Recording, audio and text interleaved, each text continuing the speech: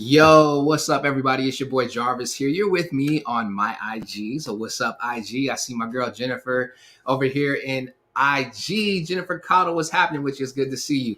I couldn't see everybody else. I saw some people. Oh, I see my team in there. Go do something. One, making it happen. Good stuff. Good to see you. And over on Facebook and YouTube, what's up to everybody?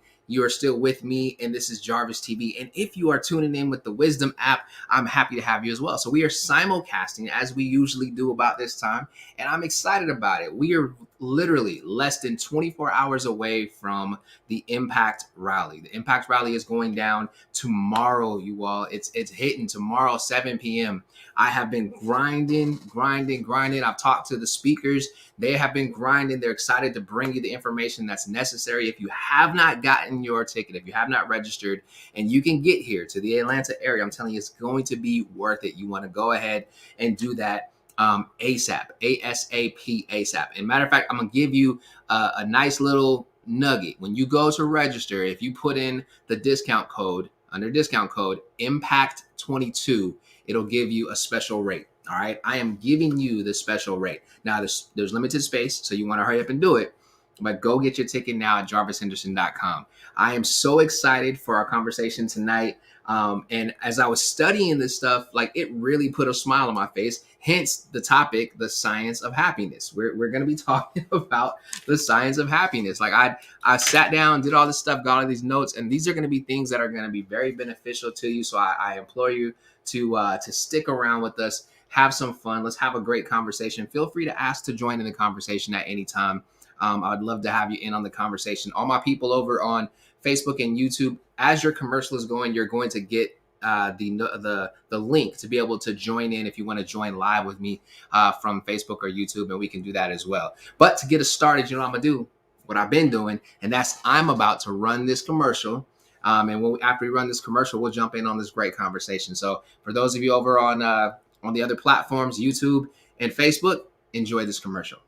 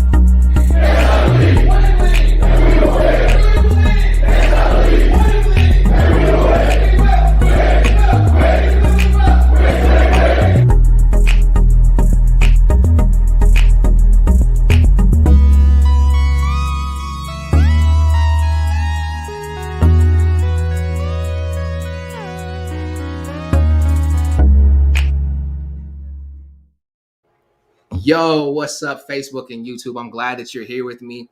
I was over talking to the people on IG, showing them some love, and I was letting them know that they may really want to come jump in over here on the actual channel with you guys that are over here on Facebook and YouTube, because when you get it on the Facebook and the YouTube channel, you can actually see the commercials. There's also other things that you'll be able to do as far as getting involved in the conversation and a little bit more of a I don't know what the word I'm looking for, but you'll basically be able to be more intimately involved. There you go. That's the word I'm looking for. Intimately involved in the conversation.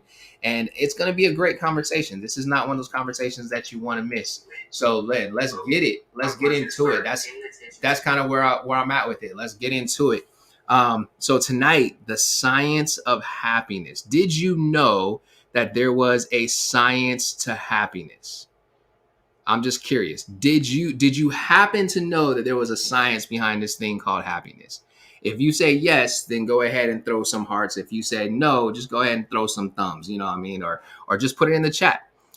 Yo, Bree, what's happening with you, Bree? I see you over here. It's great to see you too. So the question: did you know that there was a science behind happiness? Most people say yes. But the reality is, nah, people didn't know that there was a science behind happiness. And this is actually, I think this is part 4 of this. Yes, it is part 4 of this. And I just realized that I put part 3. But yeah, it's part 4. I have to fix that later. But man, there is a science to happiness. And we're going to talk about it a little bit tonight. And I am just like I'm just like wowed at the things that I was able to find out, and the things that I learned about happiness. Ellie, what's happening with you? And you're a nurse, that's right. So yes, as a nurse, there is a science, definitely. So shout out to my girl Ellie over there on Facebook. We had a couple classes together. Actually, I think a public speaking class, if I'm not mistaken. And she was a partner of mine in a couple of projects that we had to do. Great woman, you guys. So if you get a chance to check her out, go check her out, Ellie Cantor. But yeah, there is a science to happiness, and it's crazy because as I was looking this up, and I'm looking through like different studies, and I'm trying to find out, okay, really, is there really seriously a science behind this? I came across things that we would say are no brainers, that we would be like, duh, uh, didn't you know this already? Well, scientists, they and please don't be offended if you're a scientist out here in this world and you're and you're a part of this conversation. Scientists don't really know anything, right?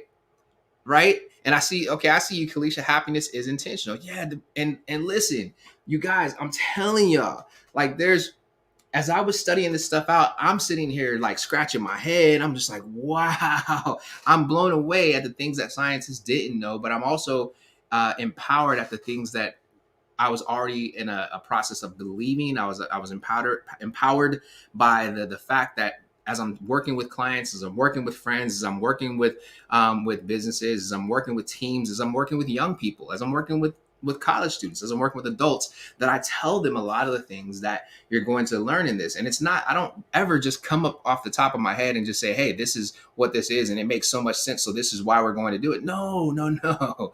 That would be a horrible way to handle things, right?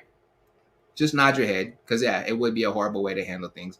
But instead, what I do is I make sure that I study things out. It's all about studying to show yourself approved. It's all about making sure that you have an idea of what it is that you're sharing with people, because you want people to be able to grow. You want to edify people when you talk to them. And in talking about all about the emotions, we hit on happiness is yesterday, which was great, or the day before. And then yesterday we dove into unlocking and using emotional intelligence. So today, I'm going to help you out, and this is going to be something that I promise you, it's going to help you in your workspace. It's going to help you if you're an entrepreneur. It's going to help you, Ellie. I know you're on here and you're a nurse. It's going to help you as a nurse. It's going to help you as a leader. If you're if you lead an organization, if you lead a church, if you're a pastor, if you're a minister, if you're an elder, this is going to help you if you are a personal trainer. Listen, this is going to help you in whatever it is that you do as a parent. This is going to help you. All right. And it's going to help you if you allow it to. That's the only caveat. It's if you allow it to. If you don't allow it to, if you sit there in your seat and you're stubborn about what it is that you're taking in right now, then you're not going to get out of this what is intended for you to have. But if you open your eyes and you open your heart and you open your mind and you say, I'm about to learn something about this happiness thing, and I'm going to take it to the next level with me, then and only then will this truly impact your life. And I promise you, you'll be happier because of it. Pun intended. All right. So happiness is definitely a cornerstone to productivity, hands down. You heard them say things like, you get more bees work better with honey, right? And that's usually what they say to somebody. They tell somebody who's a boss or a leader, or when they're working with a bunch of people, on how to get them to start getting things done, getting work done. If you think about in marriages and in relationships, a honey-do list. They call it a honey-do list, not because that's your honey, but because if you pour the right amount of honey on it, that little worker bee is gonna make it happen. If you're happy, they say happy spouse, happy house, right? All of these things are cliche statements that we throw out there that all revert back to one fine point, and that is that happiness is a cornerstone to productivity. Now, numerous studies, and I don't know why they had to do numerous studies, but numerous studies they've shown that people who seem to be always happy or jovial, that person that you're like, you call them friendly Frank because they're just always friendly, they always got something nice to say, or that person who's walking around and they always have a smile on their face, like a legit smile on their face. They can always see the silver lining in certain situations. So all these studies say that people who are always tend to be very jovial. They typically have better jobs, get better evaluations from their bosses because their bosses, for some reason, take in the work that they're doing much better, right? They make more money, and they also have a stronger immune system, right? And this is where it comes into play with our doctors and nurses. People who are happier have stronger immune systems, and they're more satisfied in their relationships and marriages. And here's another thing: they're much more charitable. Now, when I read this, I was like, duh. Don't we all know this? But the reality is, no, we don't all know this. We think, and we talked on this yesterday. We tend to hinge happiness with success, or happiness on what happens in a, like, the amount of gifts that we get. We tend to hinge our happiness on what people have done for us, right? Like, they're doing this for me, so I'm happy. We tend to hinge, like, this bottle of water will make somebody so happy. A thirsty person, they'll be so happy if they get this bottle of water. And what this study is showing is that this is something where, like, this study is showing, like, okay, although we tend to think that the person who's always happy is a crazy person. No, they actually, they have better jobs, they're getting better evaluations, they're making more money, they have stronger immune systems, they're satisfied in their marriages, they're much more charitable. You find that these are people who give more regularly, right? So it's so crazy to think that happiness would be hinged on a material thing, right? I'm going to give you a nice little story. So there's this guy, his name is Ebenezer. Maybe you've heard of him. His last name is Scrooge. Ebenezer Scrooge. Maybe you've heard of him, maybe you haven't. Ebenezer Scrooge, and in some places people would know his in the multiverse, his other personality, his doppelganger, Scrooge McDuck. I know it's crazy. I know you probably never heard of these people before, but I'm sharing it with you because I want you to understand, like, this is real. You got Ebenezer Scrooge and you got Scrooge McDuck. Two men who in their own right were absolutely filthy rich. As a matter of fact, Scrooge McDuck, he would swim in his money all the time. He would. They had, like, a great documentary about his life. Had a song and everything. DuckTales. Ooh, I'm telling you what I know, y'all. And he would swim through it, but he was never happy. He was never happy. He had everything that he possibly wanted, but was never happy. Ebenezer Scrooge had everything that he possibly wanted and was never happy. So that takes me to a question. My question that I have is, does happiness cause this trend of people having the better immune systems, or getting better evals, or making more money, or being more satisfied in their marriages, or being more charitable? Does happiness cause that?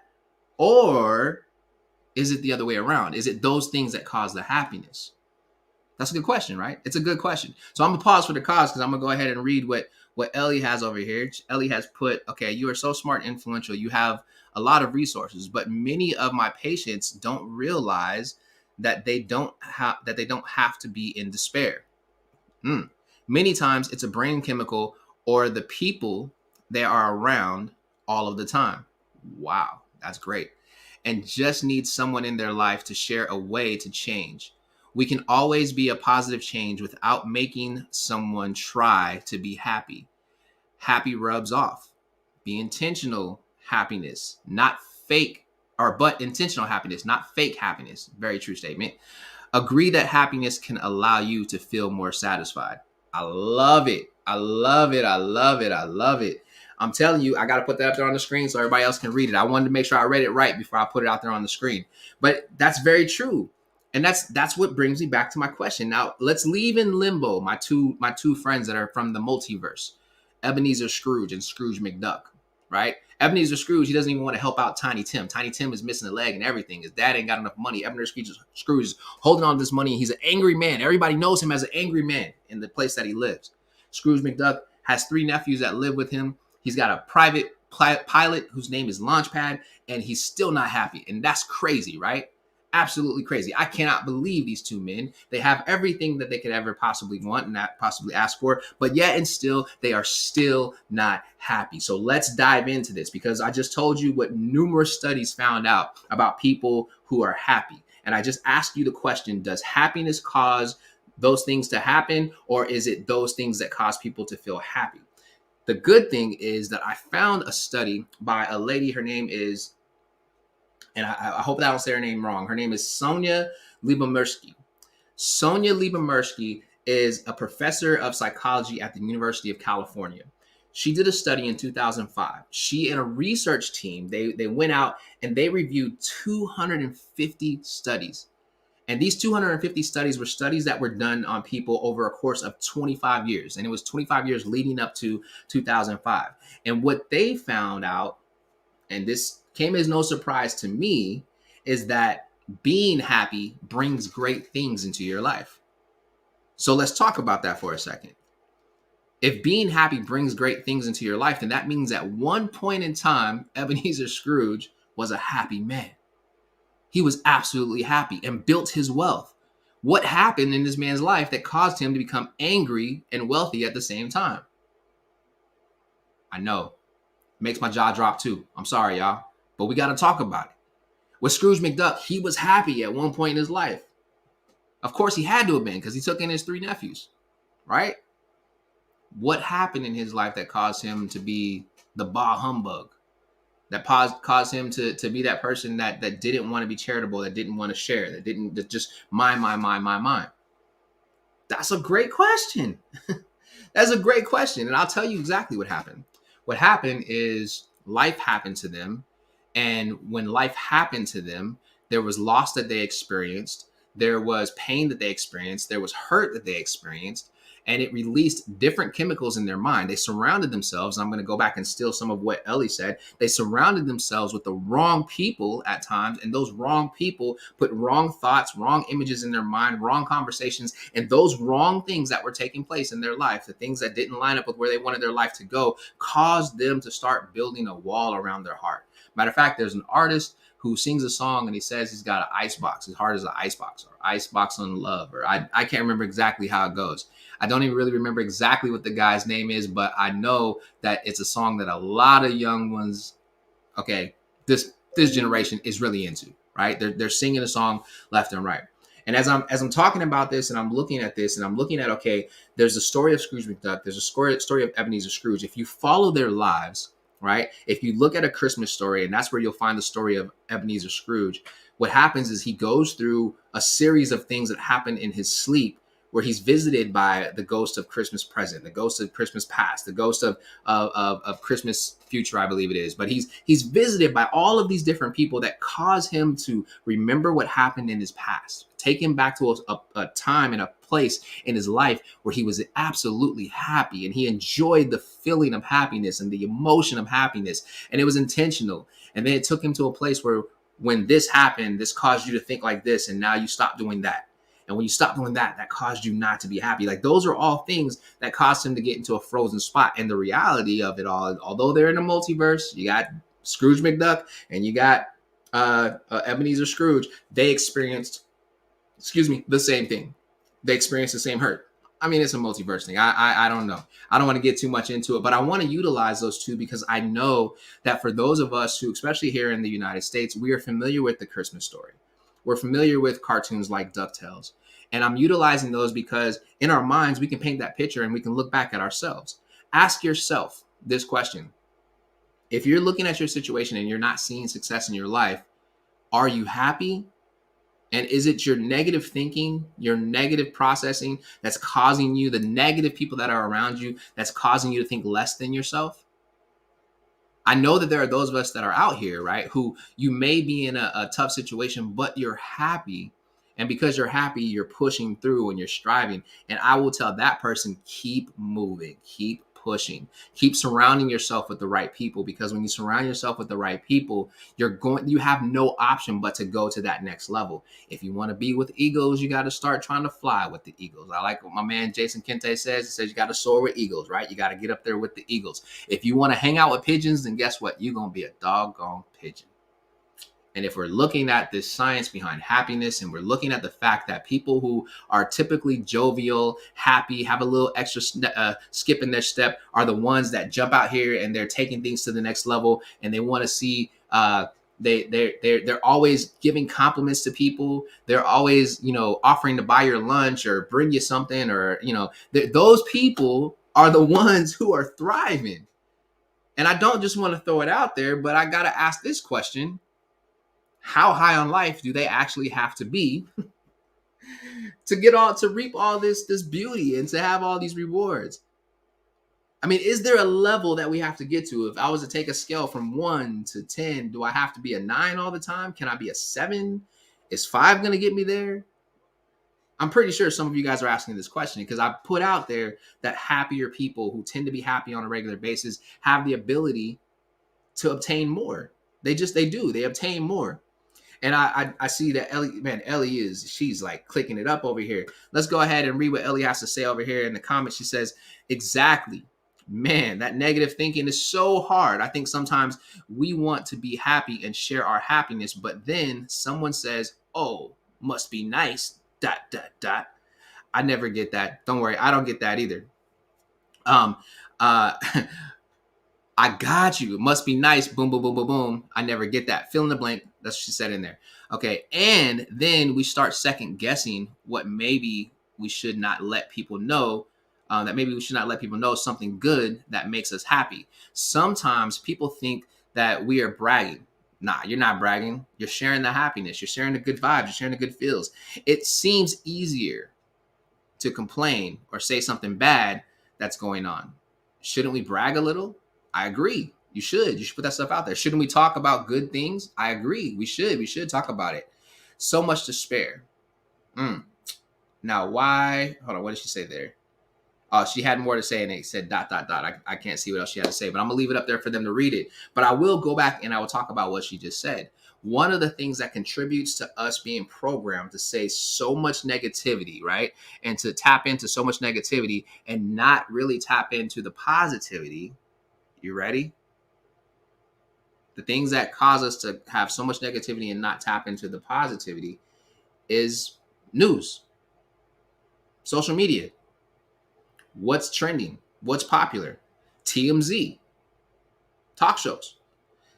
You're probably all listening to me like, well, what do you mean all these things contribute to it? They contribute to it. They condition us in our minds. The news intentionally puts out the biggest gossip stories that are out there. The news is behind most of the, when the pandemic first hit, what created the panic? The news. When you watch the news, I watched the news earlier today. I was trying to count how many stories would pass by from the beginning of the news broadcast until the end, or up until I heard a positive news story before I heard something positive. Anybody want to take a guess at how many different stories passed by before I got to one positive story? Just one positive story? Take a guess. Throw it in the chat. Go ahead. Just put it in there. How many negative stories did I hear before I heard one positive story? And while you're doing that, I'm going to go ahead and finish reading the rest of what Ellie put in there. She says, okay, it seems easier to complain or say something bad that's going on. Shouldn't we brag a little? Yes, we should. Shouldn't we talk about good things? Yes, we should. So much to spare. Now, why can't we bring in a little light? I like that. I wish I would have got the rest of that on the over on the other side, but that's good. I like that a lot. So Ellie says it had to be 10 minutes in. Yeah, it was a little bit further than 10 minutes in on the news. I'll tell you guys, I counted 17 stories about negativity, 17 stories about somebody getting shot, 17 stories about somebody dying, 17 stories about somebody getting scammed, 17 stories about deaths behind COVID, 17 stories about people lying in politics, 17 things before I got to one positive thing. And do you know what that one positive thing was? It was talking about the football games that are coming up this weekend. It was nothing that had to do with our everyday life, but it was something that was just a piece of entertainment. Where all of these other stories, and Desiree says that there was 4, it was 17 stories. 17 stories. It's so crazy. Like you would think that something that is pushing out information, right, to people would generate positive things. Show us the positive things that are happening in our cities. People are afraid to go to New York City who've never been to New York City because of what they see on TV and what they hear in the news. People are afraid to come to cities like Atlanta, go to LA, go to Compton, go to, go into inner city places because they're afraid of the things that they've seen. The news will project something, and as it projects something onto the screen, we take it in. And that's an unfortunate thing because there's a systematic thing that happens. It creates systemic racism, it creates systemic bigotry, it creates systemic hate, it creates systemic fear. So when I look at the news and I'm looking for information, sometimes when I look at information, then it turns into information. And I'm one that I can identify when they're pushing negative stuff and information. For every one person that's shot, for every one person that dies, there's a new baby that's born. There's life that's brought into this world. For every one person that goes to jail, there's a person who gets married and is taking their life to the next level. For every one person who robs somebody, there's a person there's at least 3 to 5 people who have done charitable acts and they're not even being recognized or noticed. For every child who drops out of school, there's children who stay in school, 2 to 3. So instead of pushing all the negative, could you imagine what happens in our world, in our society, if we push more of the positive? All of this plays into the science of happiness. The reality is when you're dealing with news outlets, what they do is they tap into that trigger in your brain that releases a certain chemical that causes you. It's a panic chemical, it's a chaos chemical, it's a stressor chemical that causes you to latch on to whatever the story is. That's why when you look at social media, the things that get the biggest likes and the things that get the most comments are the tragic events, the things where people are dealing with low self-esteem, so they put themselves out there in a way where they're trying to attract others in. People portraying an image of themselves that's not real. All of these things are contributed to by what's being pumped into our psyche on a regular basis. All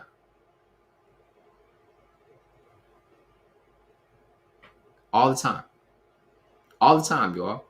So now, how high on life do you have to be, or do you need to be, in order to reap the benefits of all this beauty? I'll tell you, there's not an exact number. And the reason I say there's not an exact number is because there is not an exact number. I can't tell you got to be a 9 all the time. I can't tell you that you got to be a 10 all the time. What I can tell you, though, is that what makes one person happy may not make another person happy. So what excites you, what takes you to the next level may not take the person next to you to the next level. And that's okay because we're all individuals. We're all human beings. We all have different DNA. And that's a good thing, is that we operate differently. It's funny because at one point, scientists, and I feel like I'm picking on scientists tonight.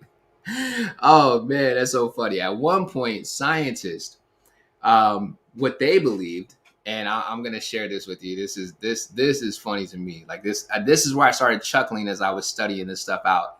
I was like, why in the world would scientists believe this? But hey, they're scientists, so they're supposed to believe it. So at one point, scientists used to believe that you had a predetermined level or a set point of happiness that you could reach. Like there was in our DNA and our genetic build that you, on the other side of this camera, had a predetermined level of this is how happy you could possibly be, and you'll never be able to be happier. Never, never, never be able to be happier. And just to prove the scientists wrong, there was there was a study that was done in 2010, and it was done, and it was published in the Proceedings of the National Academy of Sciences.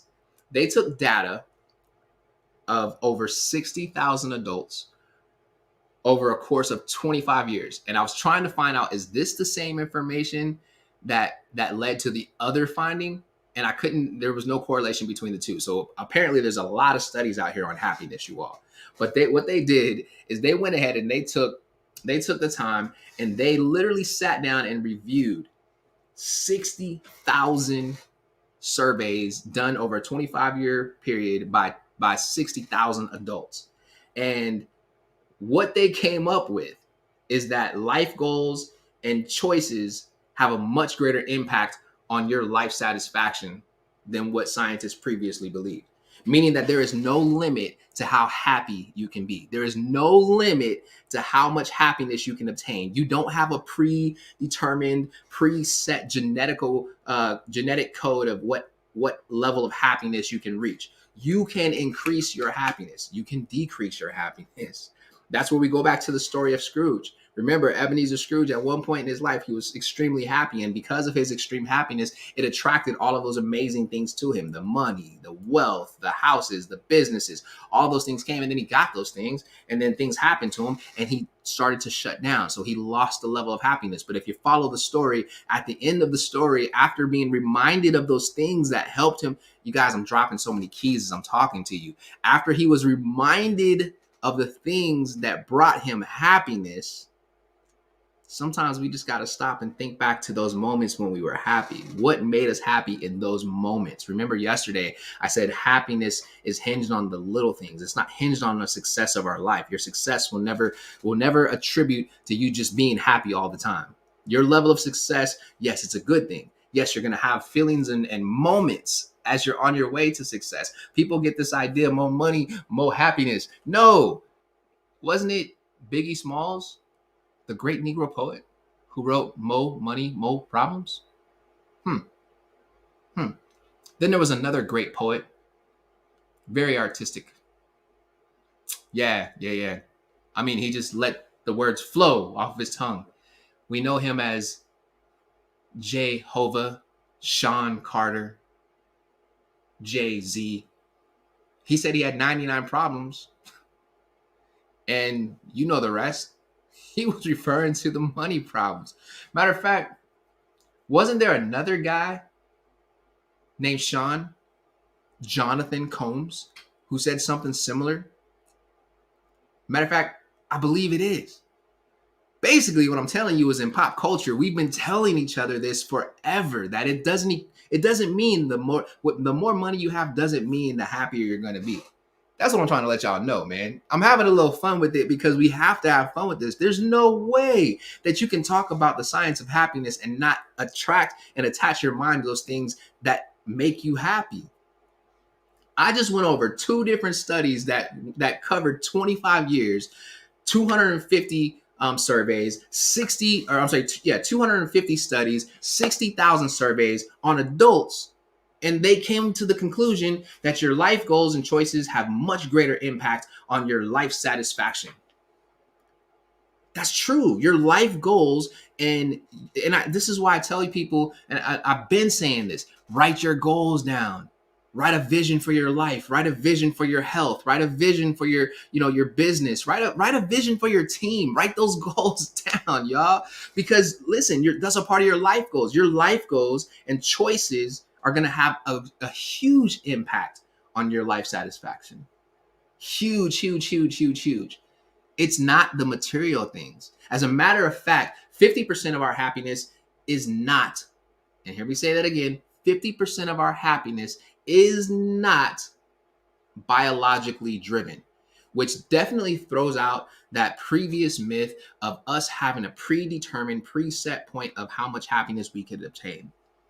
50%, you all. That's 50% of it. And 10% of that is connected to life circumstances. And what do I mean by life circumstances? You're born into a great situation with your mom and your dad. You have a natural beauty. You're extremely talented. You're an athlete who is just like a phenom for no reason. All of those things are only 10% of that 50% of your happiness that is not biologically driven. Now, some people would argue and say, well, if you have talent, that's a biologically driven thing. You can say that, but the reality is, you can have a biological gene to be the greatest and fastest runner in the world, but if you never take to the track, who's going to know? You won't even know, and you'll never be. You can think about all the people in the world who have never touched an NBA basketball court, and they will say, man, I'm as good as Jordan, but they did nothing with those things. I'm better than LeBron. We don't know because we've never seen you. I'm smarter than Bill Gates. Sure. And the only reason there's that level of doubt is because they've never put those things to the test. So yeah, those things may be genetical, but it's genetic, but it doesn't, it still falls into your 50% of your happiness not being biologically driven. Your biology of your body, your DNA will not, that's it only contributes for a little close to 50% of your happiness. That's it. And 10% of that stuff that's not biological is connected to your life circumstances. Now I know for me, when I'm reading this, I'm like, yo, if there's 50% of my happiness that's not biologically driven, and 10% of it is connected to my life circumstances, meaning the situation that I'm in, the way that I live, the things that I have available to me, then how much of this is actually left up to me? 40%.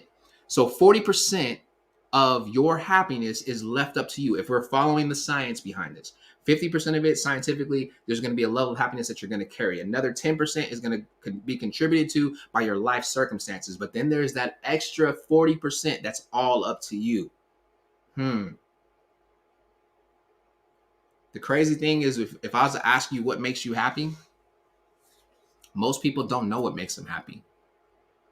And that's around the horn. That's like anywhere in the world. You can ask people what makes them happy. People still have a hard time trying to identify what the emotions that they feel. They don't even know how to articulate the emotions that they feel. All of these things contribute. And I see, I'm going to go ahead and read what I like that. Okay, so Prep Body over on Instagram says, faith and hope will bring love. And if you believe, activates power, which brings grace/happiness with the angel. I love it. Great stuff. All this great stuff, y'all. All this great stuff. That's why I love for you guys to be involved in these conversations. So let me go ahead and let me move forward, because most people don't know what makes them happy. Now, here's the crazy thing. It's a scientific thing as to why people don't know. Though they've named it something, but it's something that we all know to be true. It is a phenomenon that's been going on for a long time. And this phenomenon, it's referred to as the hedonic treadmill or the hedonic adaptation. And I know some of you guys are like, well, what in the world is he talking about? I'm using a word that I've never used before. He just said something I've never heard before. Now, unless you're in science, you probably have never heard this word before, but it's hedonic, hedonic adaptation, or the hedonic treadmill. And basically what that is it's a tendency of us, or for us as human beings, to return very quickly to a relatively stable level of happiness despite major positive or negative events or life changes. So that what it's saying is, like, you have this hedonic adaptation, or a treadmill, so to speak. But in this hedonic adaptation, when something amazing happens to us, we have a tendency to immediately take ourselves back to a level that's comfortable to us. We get happy for the moment, and then we bring it back. And I actually wrote down a couple of examples, so I want to read the examples that I have. So basically, after an initial rush, we quickly adapt to whatever it is that we think will make us happier. And soon, follow me, take it for granted. Anybody ever been there before? Anybody seen this before? I'm gonna give you some examples in just a second. So going back to the beginning of that, basically after an initial rush, we quickly, an initial rush of that happiness, an initial rush of that joy, or an initial rush of the excitement, we quickly adapt to whatever it is that we think will make us happier. And we soon take it for granted. And it no longer brings us joy or contentment. That's tough. Wow. Here's a great example. Let's say that, remember I said earlier, this water bottle would make somebody very happy. There are people in the world who don't have water at all. And if I walked up to them and I handed them this bottle of water, they would savor this bottle of water. They would just be like, oh my God, oh yes, woo, yes. Even if they saw Gatorade, Pepsi, Coke, whatever, no matter what's up there, they could look at everything, but when they saw this, they would run directly to this. The majority of us that are watching this, and the majority of us that are listening, if you had an option between this bottle of water and your favorite drink, whatever that is, whether it be a carbonated drink or an alcoholic drink or a juice, whatever, we would choose the juice over the water, because this water, it no longer brings us joy. We're not content with this water. And the reason we're not content with this water is because we have all these other options and we take advantage of the other options that are there over this water. Where the reality is every single one of those other options are going to contribute to some sort of unhealthy effect on your body. But this water is the source of life. Most people don't realize carbonated drinks cause your skin to break out. Water clears your skin up. Most people think that if they drink a carbonated drink, it'll give them the energy that they need. Not necessarily. This water will give you more than enough energy. Yet and still, we know this, right? Yet and still, we ignore this. Interesting. Here's another good one. Let's say you live in Florida, you live in California, you live in Arizona, you live in New Mexico, you live in Texas, you live in Atlanta in the summer, you live in Louisiana in the heat of the summer, and it's hot, it's muggy hot. It's so hot that you don't even got to iron your clothes. You just walk outside and the wrinkles just fall right out. You just walk and you dripping sweat and you're just that hot. And you walk into an air-conditioned space. As soon as you walk into that air-conditioned space, it brings you so much satisfaction and so much joy. Matter of fact, most of us be like, oh my God, this feels so good. Yes. And you'll sit down, but it's only a matter of time before that becomes the norm and you're comfortable with it and you take it for granted. Vice versa, if you're somewhere where it's cold, let's say you're in the mountains of Colorado, you're in the mountains of Seattle, you're in the mountains of New York, you're in the mountains of North Carolina, you're in the Blue Ridge Mountains, you're in the Rocky Mountains, you're in the Cascade Mountains, you're wherever you are, you're in the mountains, it is cold. You go to Alaska and it's freezing, right? You walk into a house and there's a fire burning and it's nice and cozy and warm. Yes, that brings you solace, it brings you joy, it brings you contentment, and you're happy. You feel that moment of happiness, but yet in a matter of time, what you felt when you walked in the door goes away and our body immediately goes back and says, this is what's supposed to be and it's the norm and we take it for granted. As a matter of fact, we probably go and layer up because now what was once very hot to us is now getting cold to us and we got to put a blanket on. Interesting. Here's another one. Man, I can give you so many examples. Money, initial, like you get money, like people who win the lotto. Yes, I'm excited. And then that excitement goes away, and the excitement goes away because you have this hedonic adaptation that's taking place, and eventually they take their money for granted and they end up broke again. More people win the lotto and end up broke again than what win the lotto and invest their money and stay rich. I couldn't tell you how many professional athletes I've known who have gotten drafted into NBA, NFL, and made a bunch of money, but they didn't invest their money. So when they came out of the league, they basically make less money than me. And that's okay. But it's attributed to the hedonic adaptation. Let's look at, you can look at cars, you can look at vacations, you can look at toys. I mean, even with your kids, think about it. That's why kids, when you get them that new toy that they really want, like, oh my God, I wanted it so bad. Within about a week or two, it's just laying around the house. They're not even taking care of it. The new shoes that they wanted so bad and they promised that they would take care of them, after about a little bit of time, they become just like any other pair of shoes. They just kind of laying around the house. That new outfit that you wanted to get them, just something for you guys to think about.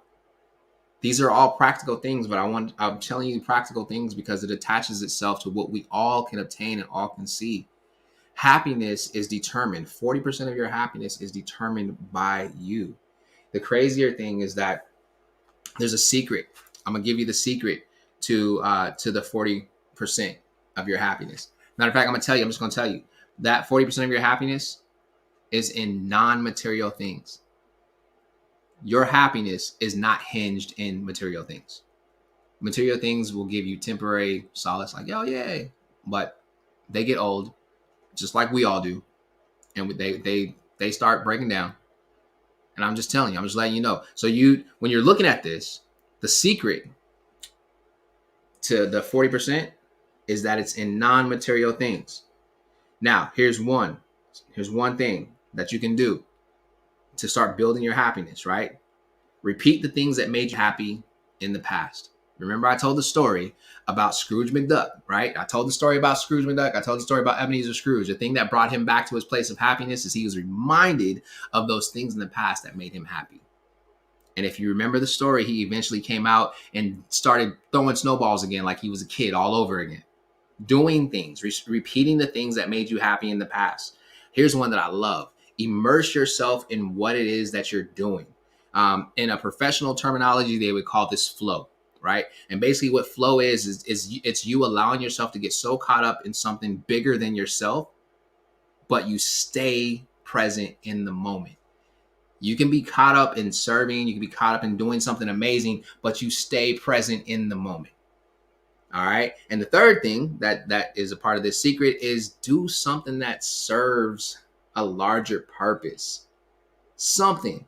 Volunteer, serve, a job that you find meaningful. Go do something. Do you see my shirt?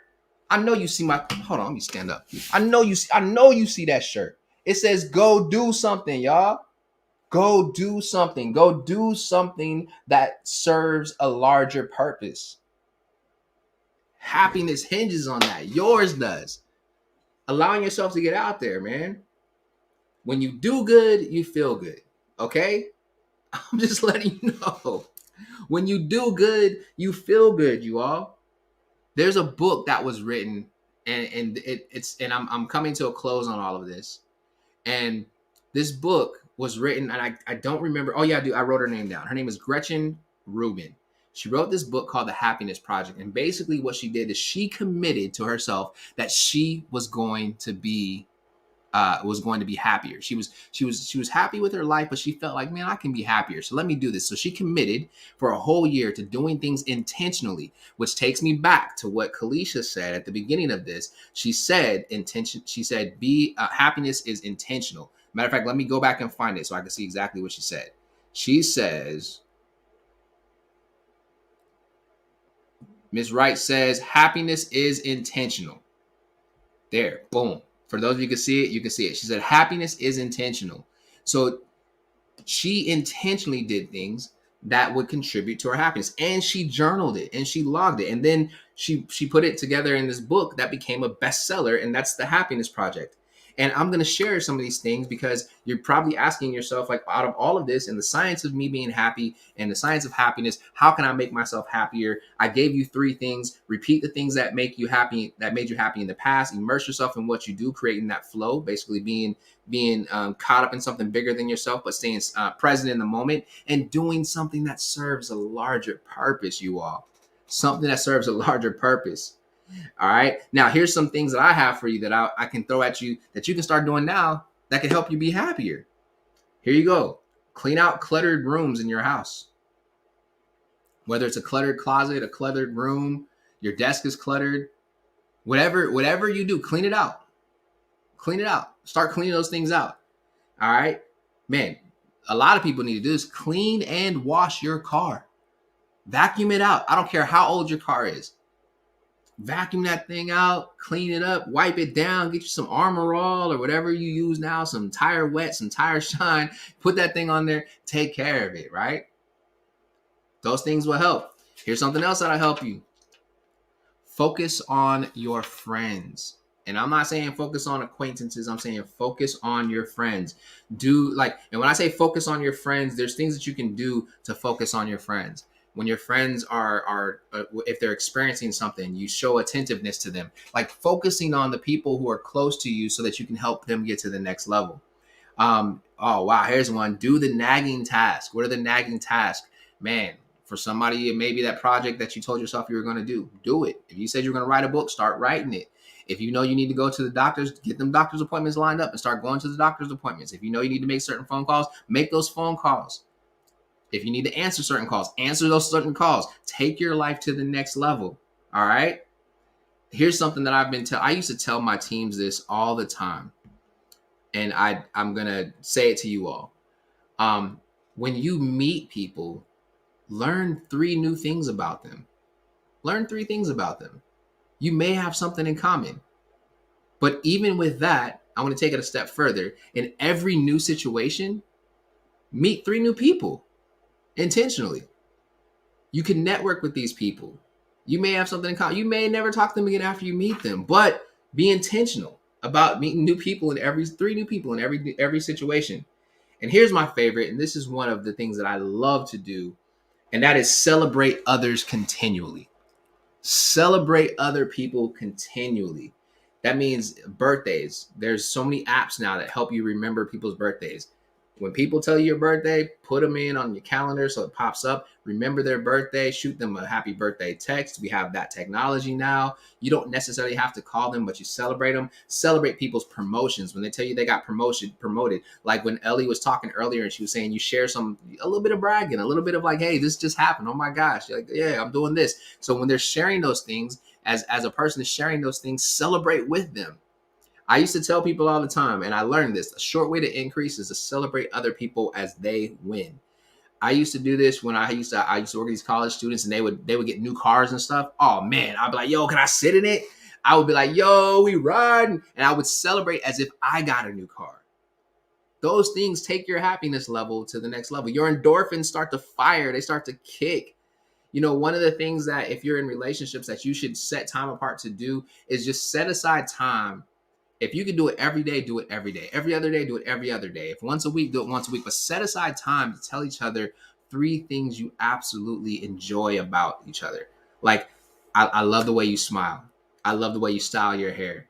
I love that joke that you told. I love how intelligent you are. You know, I saw you working with the kids the other day, and oh my gosh, it just, the way you handled them, I really like the way that you handled them. If you start doing that, if you do that, it causes your endorphins to fire. If you are around people that you can, and I've told this to every single one of my clients, if they have kids, hug your children every single day. Hug them. A real hug. I ain't talking about this little hug like this. No, hug them. Tell them you love them. It causes your endorphins to fire. It creates a deeper connection between you and your child, and it sets your child up for success because their endorphins are firing as well. If you are in a relationship, you have a spouse, married, you know, whatever you want to call it, hug that person. And I'm not talking about a pity pat hug, embrace them because it causes your endorphins to fire. It creates a deeper connection and it causes their endorphins to fire. That's a win-win situation.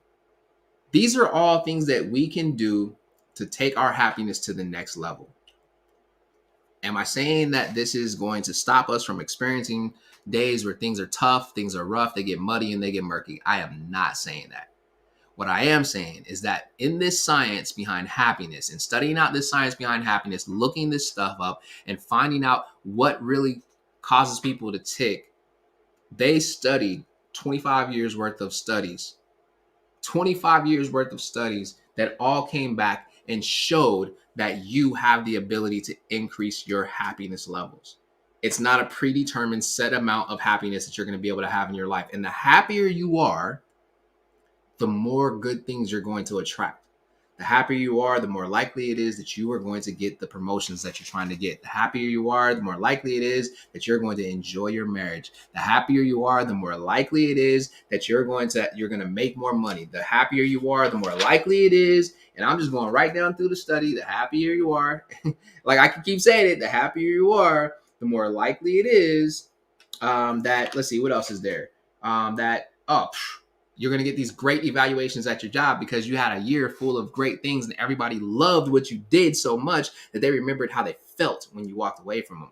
My mom says this, and I can't remember exactly who she got it from. She probably got it from Maya Angelou because it seems like somebody that she would get it from. But she says that people won't remember what you say. They may not remember what you do, but they will always remember how you make them feel.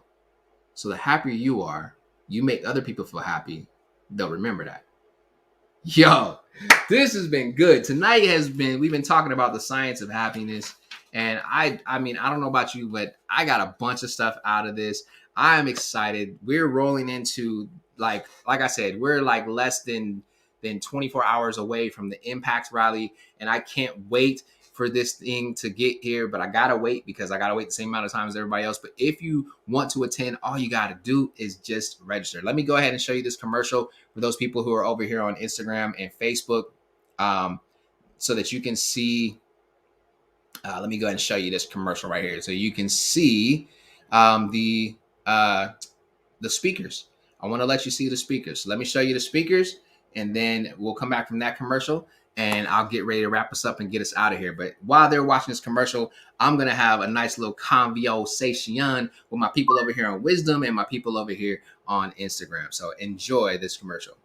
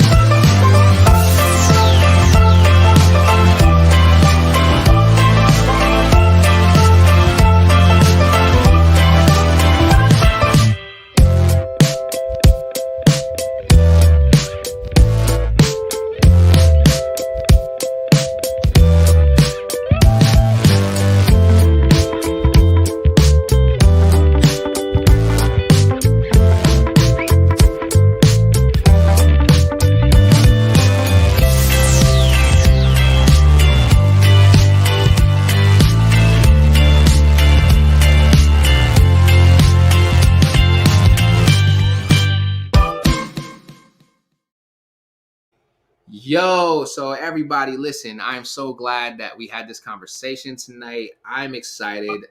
There's so many things that I can continue to share. I can continue to go on. But hey, listen, tomorrow night we're starting the Impact Rally. And just so everybody knows, yes, I will still be going live tomorrow because I am on a 90-day challenge. It just won't be starting at 9 o'clock, because at 9 o'clock I will be engulfed in the Impact Rally. Tomorrow's evening will end at 10 p.m.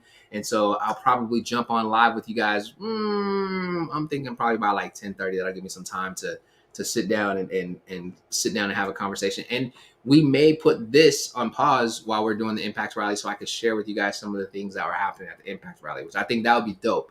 Yeah, that would be dope. I'll probably share some of the things that are happening at the Impact Rally.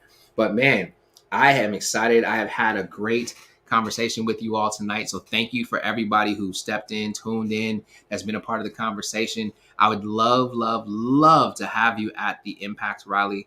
And I encourage you to come. I encourage you to be there. You know, you can get your tickets all the way up to, matter of fact, somebody asked me if they came, could they pay at the door? Yes, you can pay at the door. You can come pay at the door. You can pay at the door. That's because I want you to be able to be in the space. It's a place to be that is going to actually impact your life if you allow it to. If you allow it to. Matter of fact, it's impossible because I am infectious. So you're going to be in there, and just the nature of who the people are that are in the building is going to rub off on you, and you're going to have no choice but to have your life impacted. Man, this has been a great conversation. I'm going to actually, you know what? I'm going to go ahead and I'm going to get us get us back into our YouTube and get us some music. And then once I get us some music, I'm gonna go ahead and pop that music up on the screen. You know, we've been listening to songs about emotions, and last night was Carl Thomas Emotional. You know what I mean? Because I'm emotional and I can't let go. You know how that go. You know the song. But we're gonna take this to the next level, and I'm gonna go ahead and I'm gonna play a song on emotion. So let's see what song it's gonna be tonight.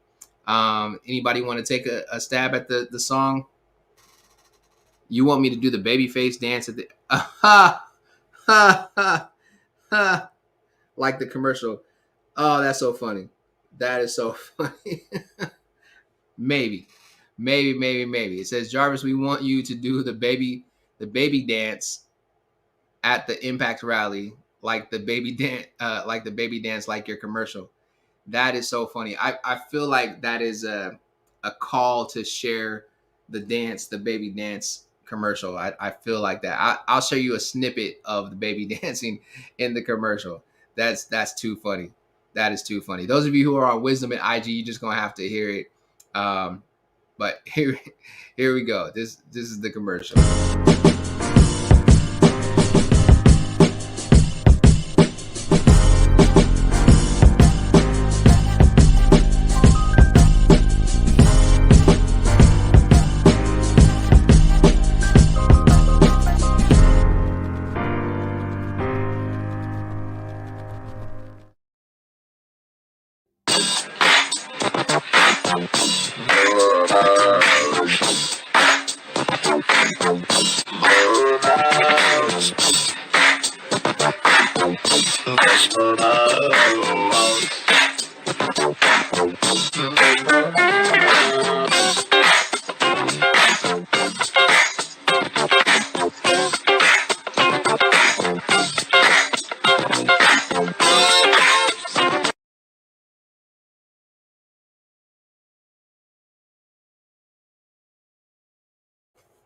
All right, so I don't know that I'll be doing that dance tomorrow at the Impact rally, and if I do, you'll know because I'm pretty sure people will take their phones out and they will have it all over the place. That is hilarious. Oh my gosh, that is absolutely hilarious.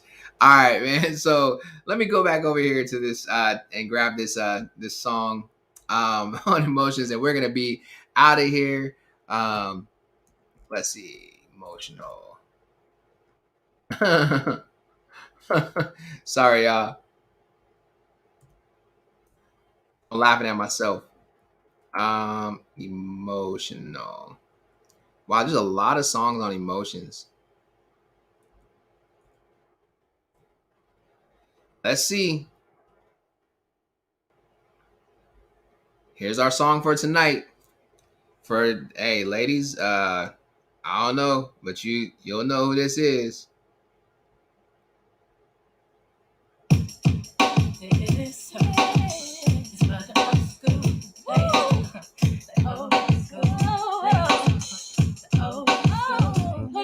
It's over and done, but the heartache lives on inside. And if you didn't guess, that is Destiny's Child. So Destiny's Child emotions. We'll let you guys ride out on that. Peace out to my IG family. Love y'all. See y'all later. Peace out to my people over here on Facebook and YouTube. See y'all later.